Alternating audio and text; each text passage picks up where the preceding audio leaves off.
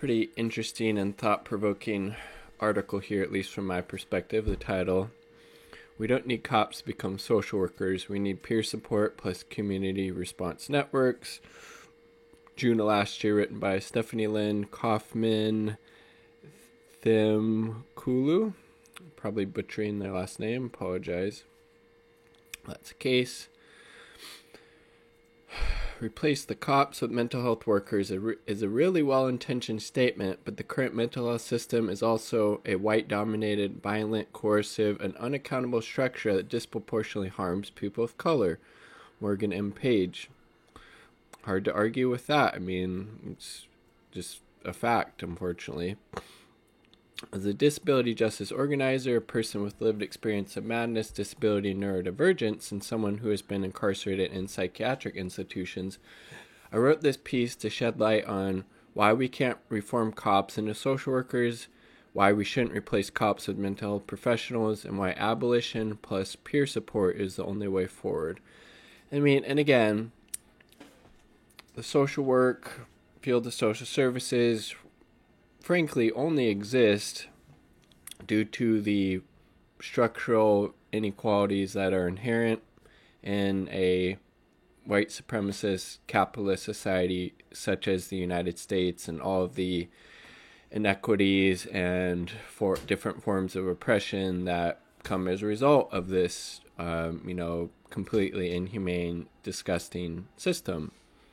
So again, it would make a whole lot more sense to invest in things like universal health care, housing for all, free college, canceling student loan debt, etc., than, investing in, more reactive things like social services, frankly, even though that's, the field I am in. Check out this shirt. Karl Marx. Super Karl Marx. For many of our community members, it is a dangerous and or life-threatening to engage with police, who are often the first responders to a mental health crisis. Mentally ill / mad, disabled, neurodivergent, and deaf BIPOC account for over 50% of police deaths. Mentally ill / mad, disabled, neurodivergent, and deaf folks are 16 times more likely to die in a encounter with police.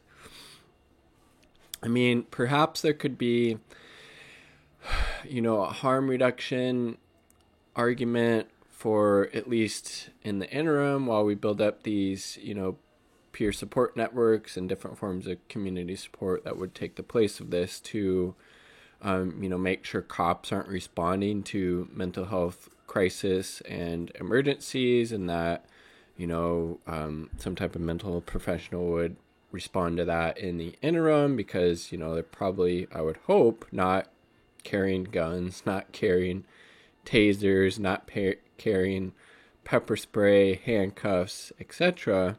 But it's a bit of a tangent. I'm grateful to have learned plus received knowledge from incredible disabled organizers. Psychiatric institutions are part of the carceral state. Again, you can't argue with that. As Annie Thurot, quote, "As someone who has spent time in a psychiatric ward, fellow white people suggesting that mental health professionals always respond to mental health crises in a compassionate way is a lot." It's not true, is basically what they're saying. "People within the system brutalize, coerce, and oppress, but of course the problem is that once you are in the system as a patient, you become an unreliable narrator." And, the people working in the system, those are the reliable narrators, right? "The only way out is compliance. Otherwise, there's so much harm, disempowerment, and dehumanization that can be done to you for your own good. And mental health care conversations are challenging because lots of people do have lived experience, but there is such a vast gulf between went to my doctor for anxiety and got a prescription for Zoloft and watched my psych ward roommate get punched and put into restraints." A pretty big gulf there, I would say. "This narrative and perspective is critical. While many folks who don't have lived experience with these institutions may view them as positive places for healing and treatment for patients, particularly BIPOC, this is far from the truth. It's also important to recognize that psychiatric institutions are in fact part of the carceral state. I mean, again, how could you argue against that? You'd be ridiculous if you tried. This means that they are part of the many systems that function to contain people, take away their locus of control, offer surveillance, isolate them from the communities, and limit their freedom. Psychiatric institutions are also part of the prison industrial complex. As Dan Berger discusses in Finding and Defining the Carceral State, when deinstitutionalization, shutting down state asylums, happened, prisons replaced the asylum as the main site to contain and control disabled and mentally ill people.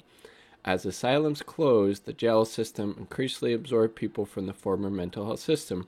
Currently, the power of involuntary confinement travels from doctors to police, backed by prosecutors and judges. Wow. Hadn't really thought about a lot of this stuff before. I'd imagine, most people haven't, frankly. In addition, the legal system criminalizes mental illness, madness, disability, and neurodivergence by making disorders or disruptions perceived or imagined punishable by imprisonment. Prisons and psychiatric institutions also produce mental illness. How you're being held there against your will. They just talked about seeing someone in the psych ward getting punched repeatedly so they could put them in a restraint. I mean, how is that not going to lead to more mental illness or madness if it's not, for fuck's sake. As a result of inhumane treatment, isolation, or solitary confinement, medical force and coercion, restraint, etc., all of which lead to more trauma. Social workers are also complicit with the police and across our state. We're going into the child welfare field, and it definitely rings true for that. Many social workers are gatekeepers to the very systems we're trying to abolish.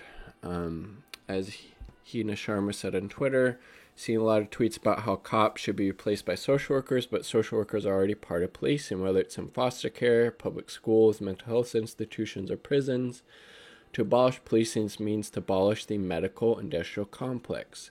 Another arena social workers function in is through CPS. Social workers are often responsible for evaluations lead to the separation of children from their parents through racist decision making. Again, there are huge issues of racial disproportionality in the child welfare system. They're not making anything up when they say that. Who do you call when DCYF is abusing your kids? Good question. A few months ago, I went to a protest for the Bring Us Home campaign organized by Parents Against DCYF in Rhode Island. The campaign seeks to expose the harm caused by Rhode Island Department of Children, Youth, and Families and mobilize to reunite children with their families. DCYF has been systematically abusing children, both by removing them from families with no evidence of abuse. For example, when a black mother seeks care for postpartum depression. That is just fucked up. Placing them in unsafe foster care situations. This culminated in the death of a disabled girl in foster care in 2019 due to child abuse. Can social workers do good in the community? Sure, but again, this is not about a few bad apples. It's about the pervasive and unrelenting nature of systemic racism, ableism, classism, etc., upholding the values of white supremacist cis heteropatriarchy. Social workers are operating under the same racist and violent structures that are utilized to incarcerate, institutionalize, and strip freedoms away from black and brown Americans. Who are social workers accountable to? Who do we call when social workers abuse their powers and privilege? How do we fight back when we've been declared unfit or incompetent or criminal? The field of social work needs to be reconstructed from a radical abolitionist framework. So basically, more or less abolishing all of these systems, child welfare system, psychiatric institutions, etc. As it stands now, we tried to replace cops with social workers who would be trained in one system of policing for a different system of policing. No more wellness checks. Yes, do not, for fuck's sake, if you know somebody who is experiencing a mental health crisis, for the love of God, do not call the fucking police. There is, a significant chance they could end up harmed or killed by the cops sent on a wellness check, to check on them. Don't fucking do that. Don't do that. Time and time again, disabled, mad, mentally ill, neurodivergent folks, especially BIPOC, have been whistleblowing about the violent dangers, calling 911 for wellness checks on people who may be in crisis. Calling 911 is always an escalation to what is happening. There have always been countless fatal outcomes. Zachary Bear Heels, an indigenous man, was neurodivergent. Image of Zachary there. He was taken by police after someone called about his erratic behavior on a public bus. 3 years ago, in 2017, he died in police custody after being shocked 12 times with a taser and punched 13 times in the head. Zachary was experiencing a mental health crisis and was abused by the Omaha, Nebraska Police Department. And a long laundry list there. Osagi, a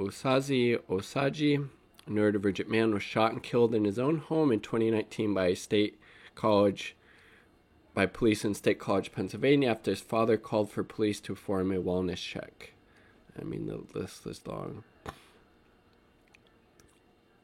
Jesus, look at this. Natasha McKenna, this picture of Natasha, neurodivergent black woman, called 911 during a mental health crisis in 2015 and was brought to the Fairfax County Jail. She died in their custody after being tased 4 times with 50,000 volts and being restrained in the midst of a schizophrenic episode.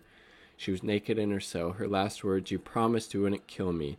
Medical examiner stated that Natasha McKenna's death resulted not from being tasered 4 times, but from a condition in which a person with mental illness suddenly dies in a state of distress known as excited delirium. And the list goes on, indeed. So what should we do? It's time to rebuild from the ground up. Now is the time for radical imagination and visionary thinking. Peer support means that people who share aspects of identity or lived experience can offer culturally and socially competent, accessible, and unique forms of mental health care through support and advocacy services.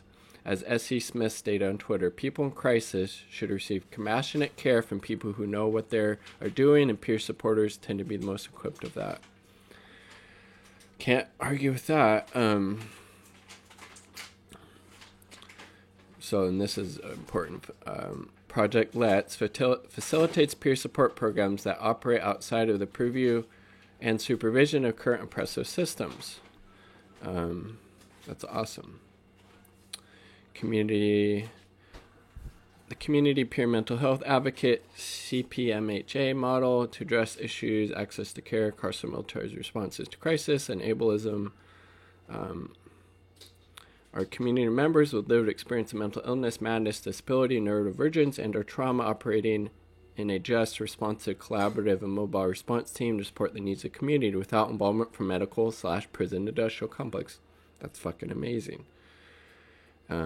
They'll be trained to provide culture-responsive one-to-one peer counseling sessions, non-coercive carceral check-ins, de-escalation plus rapid response work for psychiatric crisis, emotional distress, info about community members' rights while in the hospital or after they left, advocacy/support, getting community members' voices. I mean, that's amazing. Fast, free, trauma-informed, culturally, socially responsive care, multiple languages. I mean, look at that. That's fucking amazing. Important to remember that building the system we want to see take a lot of time and work. It's on us to put in this labor and develop these community-based resources. We want to start relying on 911. Getting started.